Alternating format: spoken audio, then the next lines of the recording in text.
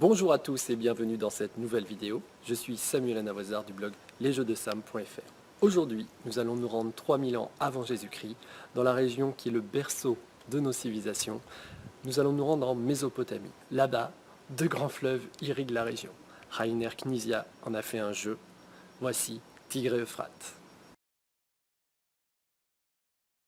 C'est Florent, un ami, qui m'a offert ce jeu pour mon anniversaire. Alors, pour la petite anecdote, Tigre et Euphrate est un jeu qui se joue de 3 à 4 joueurs.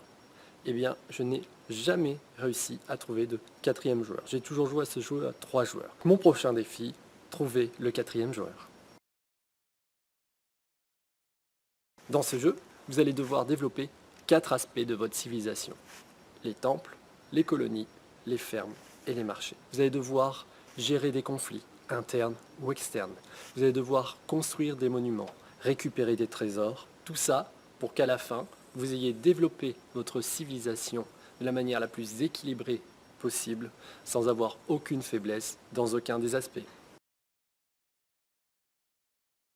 Tigre-Euphrate est un jeu qui se joue de 2 à 4 joueurs à partir de 12 ans. Il dure 90 minutes ou plus.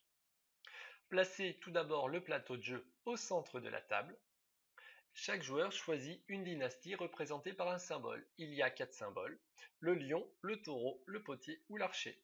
Chaque joueur reçoit également 2 tuiles catastrophes. Placez la tuile unification à côté du plateau de jeu. Écartez 10 tuiles temple. Les autres tuiles sont mélangées et placées dans le sac. Les tuiles temple sont placées sur les lieux prévus à cet effet et reçoivent un jeton trésor, c'est-à-dire un pion blanc.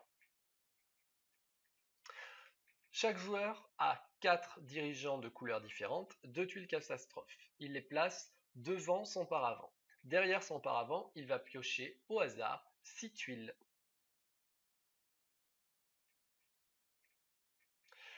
Le premier joueur est déterminé au hasard. Les autres joueurs joueront dans le sens des aiguilles d'une montre. Là, vous pouvez jouer 2 actions sur 4 possibles. La première, vous pouvez placer un dirigeant. Ensuite, vous pouvez placer une tuile et recevoir les points de victoire. Vous pouvez jouer une tuile catastrophe. Ou bien, vous pouvez échanger des tuiles. Première action, placer un dirigeant. Il y a 4 types de dirigeants. Le dirigeant noir qui est le roi, le rouge le prêtre, le bleu le marchand et le vert le fermier. Vous pouvez placer un dirigeant, déplacer un dirigeant ou retirer un dirigeant du plateau de jeu. Pour placer un dirigeant, vous pouvez le faire uniquement sur une case vide qui soit adjacente à un temple. Vous ne pouvez pas placer un dirigeant sur une case rivière et un dirigeant ne peut pas unifier 2 royaumes. Pour placer une tuile, vous pouvez le faire sur une case vide qui ne soit pas une case rivière et cette tuile ne pourra plus être déplacée. Les fermes, quant à elles, sont uniquement placées sur les cases rivières. Il existe 4 types de bâtiments: les temples, les colonies, les marchés et les fermes.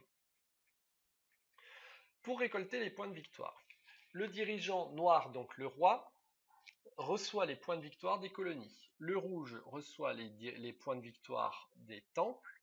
Le marchand reçoit les points de victoire des marchés et le fermier les points de victoire des fermes. Si dans un royaume, il n'y a que le roi comme dirigeant et qu'il n'y a pas d'autres dirigeants, c'est le roi qui recevra les points de victoire. S'il n'y a pas de dirigeant dans le royaume ou dans la région où la tuile est posée, personne ne reçoit de points de victoire. Donc lorsqu'une tuile est placée dans un royaume avec un dirigeant de même couleur, celui-ci reçoit un point de victoire de la couleur prévue.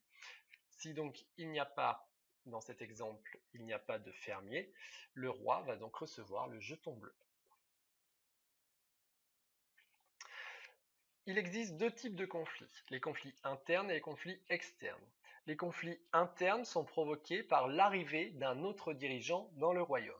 Les conflits externes sont provoqués par la pose d'une tuile qui unifie 2 royaumes. Les conflits se résolvent notamment à partir des tuiles jouées depuis l'arrière du paravent des joueurs. Tuile catastrophe. Alors, vous pouvez poser une tuile catastrophe sur une case vide, sur une tuile bâtiment.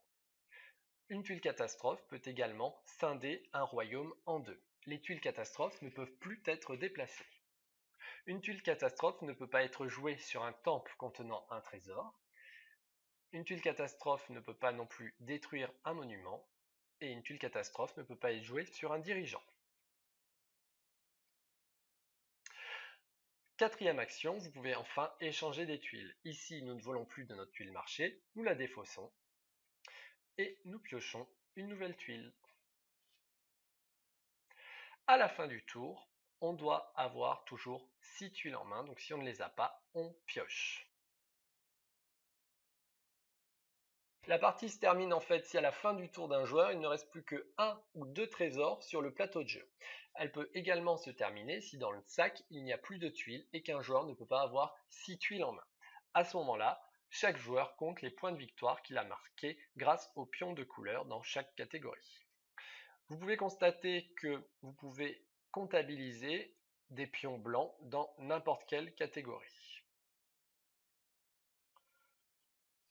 On va maintenant regarder les catégories les plus faibles de chaque joueur. Donc, pour le joueur taureau, c'est au niveau des temples qu'il est le plus faible avec 11 points, l'archer au niveau des fermes avec 10 points, le potier au temple avec 9 points, et le lion, il marque 10 points au niveau des marchés.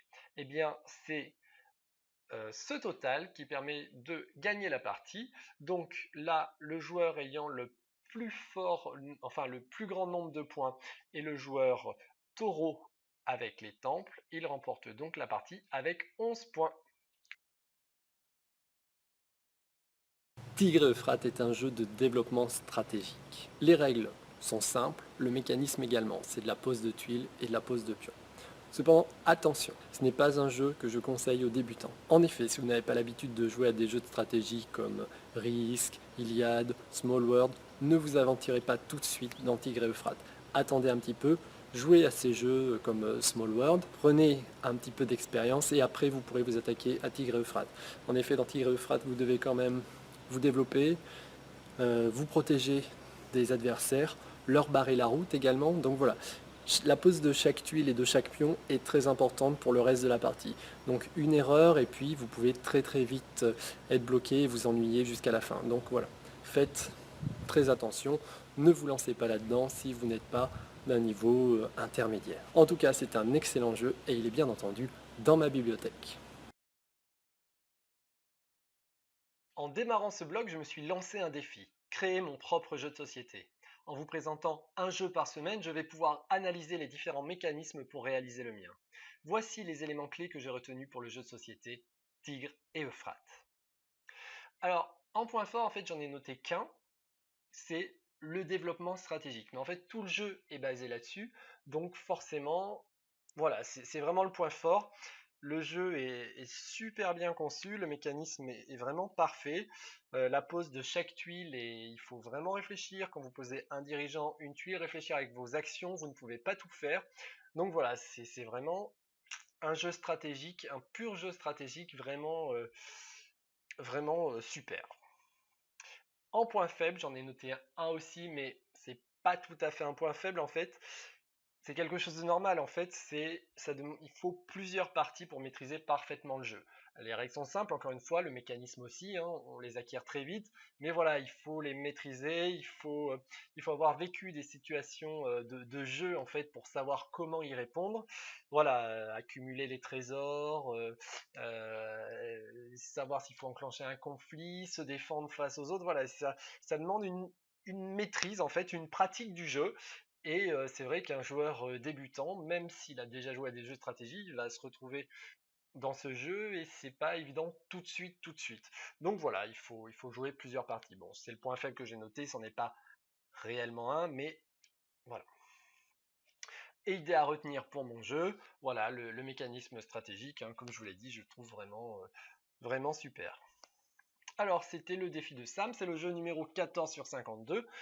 Tigre Euphrate se joue de 2 à 4 joueurs pour une durée de 90 minutes. Je l'ai classé dans la catégorie à l'attaque et le profil du joueur est de intermédiaire à expert. Cette vidéo touche maintenant à sa fin. Si vous souhaitez recevoir les règles complètes de Tigre et Euphrate, n'hésitez pas à vous inscrire à ma newsletter en rentrant simplement votre prénom et votre adresse mail juste en dessous de cette vidéo. Pour information, Tigre Euphrate vient d'être réédité cette année, donc vous te trouverez dans votre magasin de jeux préféré. Quant à moi, je vous retrouve dans un prochain article. Si vous avez aimé cette vidéo, n'hésitez pas à cliquer sur j'aime juste en dessous et à la partager. A très bientôt, bye bye.